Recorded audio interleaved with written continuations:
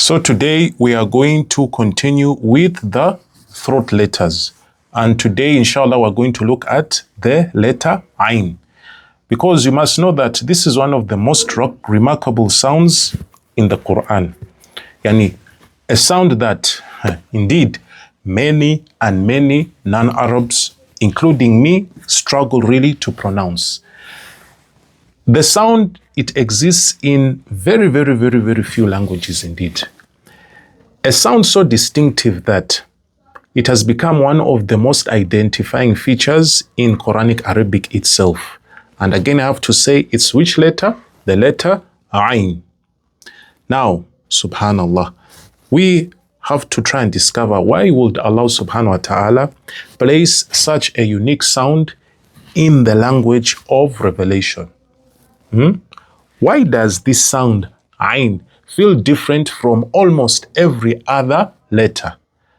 And why do so many deeply spiritual Quranic words contain this letter, Ain? So inshallah, today we are going to explore that sound in depth. Which letter? The letter Ain. And where do we start from? The Makharij. So where does Ain originate from? Where is Ain born? Again, this is just a brief lesson in Tajweed. The letter Ain comes from the middle region of the throat. What you say, wasat al-khalq.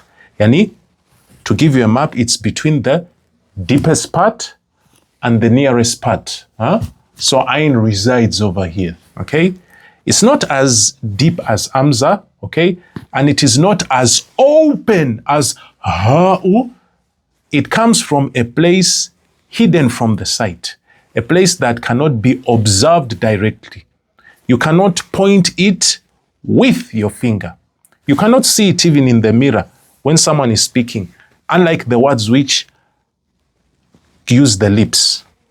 But now imagine, subhanallah, from this hidden place, imagine what emerges or comes one of the most recognizable sounds in the Quran. Subhanallah, alhamdulillah. So here already, there's a lesson for me and you that some of the most important realities in life, almost they emerge from the places we cannot see. A good example, when we talk about Iman, it emerges from the unseen. Being sincere, it emerges from the heart, which is unseen. The love of Allah subhanahu wa ta'ala, it emerges from the heart. Taqwa, yani all these are hidden. Yet, they are all very profound and they are real. Hidden does not mean that they are real. So that's a lesson. Now we go ahead with the sifat, okay? What is the personality of Ain? Because every letter which we are going to study in Quranic recitation, every letter has a personality. So the question we can ask ourselves is that what kind of personality does Ain have? One of the personalities which Ain has is that it is voiced. Unlike Ha'u, which rides on breath, Ain carries presence. It feels full. Ain. Yani, it feels grounded. Okay? Yani, it also has what they call tawassut. Yani, intermediate quality. What do I mean? That the sound is neither completely blocked nor completely flowing. It's just there in the middle. This shows how it is very distinct. That's why you only find it in Arabic. And it occupies a middle position. It is not weak. It is not explosive. It is not, does not have a lot of air when you pronounce it. It is balanced. It is controlled. From the middle part. Okay? And it's measured. And the third one, you can just maybe talk about that. It is very light. You see, the letter remains light. You don't use a lot of force. And again, when we compare to other letters, there is no heaviness. Just like Sad on Za. Yet, despite being light in pronunciation, but still it carries a lot of depth inside. And another sifa is that this letter has openness. The tongue remains open. Ah, ah, ah. Nothing feels compressed, and the sound emerges naturally, or it comes naturally from a hidden location. And where is it? The hidden location is in the middle. Now let's go to, with those two, knowing where it comes from, plus the sifa, we are now going to talk about the sound experience. What does it feel like when you hear ayn? Now, again, the experience, try it. You close your eyes carefully and try and say, ah, ay, oh. Okay? Ask the question, does it feel sharp? No. Ah, ay, oh. Does it feel forceful? Not exactly. Is there a lot of breath involved? Ah, ay, oh. It's unlike ha'u, which has a lot of breath. So, ayn is not like ha'u. Is it explosive like amza? That's not the case, okay? Ah, ah, ah. It feels deep. It feels internal. Huh? It feels grounded, okay?